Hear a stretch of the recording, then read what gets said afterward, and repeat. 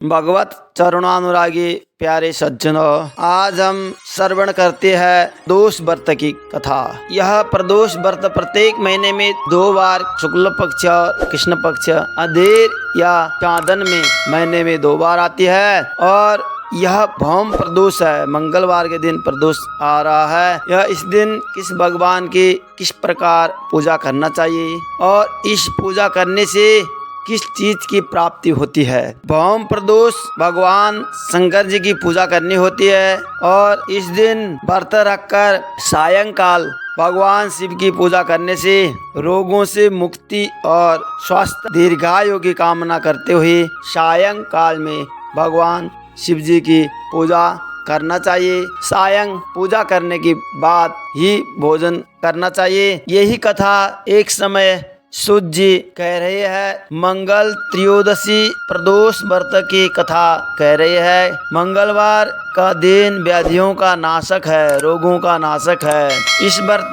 के एक समय व्रती को गुड़ या मीठा भोजन करना चाहिए। इस व्रत के करने से मनुष्य सभी पापों व रोगों से मुक्त हो जाता है। इसमें किसी प्रकार का संशय नहीं है। अब मैं एक सूत जी एक बुढ़िया की कथा सुनाते हैं। जिसने यह व्रत किया वह अवश्य मोक्ष को प्राप्त होता है। एक प्राचीन काल की कथा है। एक नगर में एक बुढ़िया रहती थी। उसके मंगल नाम का एक पुत्र रहा करता था। हनुमान जी की बहुत श्रद्धा विश्वास से प्रत्येक दिन हनुमान जी की पूजा करती थी। मंगलवार को हनुमान जी का व्रत कर यथा विधि से उनको भोग लगाते थे। इसके अलावा घर की सफाई करती, न घर लिपती थी और न कोई मिट्टी खोदती थी। इसी प्रकार से व्रत रखते हुए जब उसके काफी समय बीत गया तो हनुमान जी ने सोचा कि चलो आज इस वृद्धा के श्रद्धा के परीक्षा करे। वे साधु बनकर, साधु के वेश बनाकर उसके द्वार पर जा पहुंचे और पुकारा, कोई हनुमान जी का भक्त है जो हमारी इच्छा पूरी करे।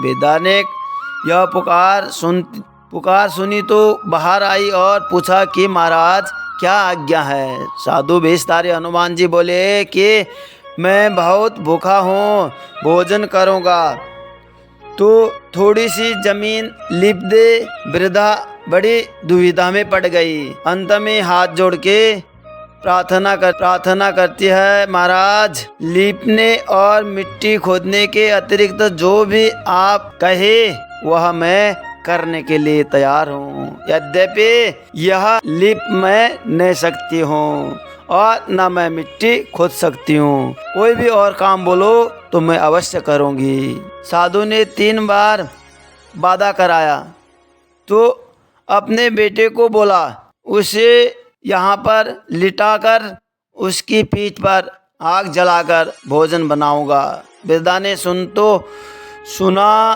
तो पैर तले धरती खिसक गई। अगर वह वचन हार चुकी थी। उसने मंगलिया को पुकार कर साधु महाराज जी के हवाले कर दिया। यद्यपि साधु ने ऐसे ही मानने वाले न थे। उन्होंने वृद्धा के हाथों से ही मंगलिया को लिटाकर उसके पीठ पर आग जलवा दी। आग जलाकर दुखी मन से वह वृद्धा अपने घर के अंदर जाकर के बहुत चिंतित हुई। तो उसने वृद्धा को बुलाकर कहा कि वह मंगलिया को पुकारे ताकि वह भी आकर भोग लगा ले। वृद्धा के आंखों में आंसू भरकर आए।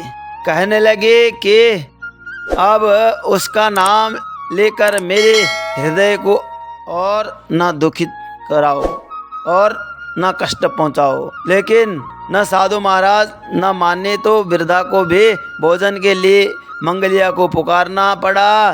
पुकारने की देर थी कि मंगलिया बाहर से हंसता हुआ, मुस्कुराता हुआ, खिलखिलाकर घर में दौड़ा हुआ आया। मंगलिया को जीता जागता देखकर वृद्धा को बड़ा आनंद आया।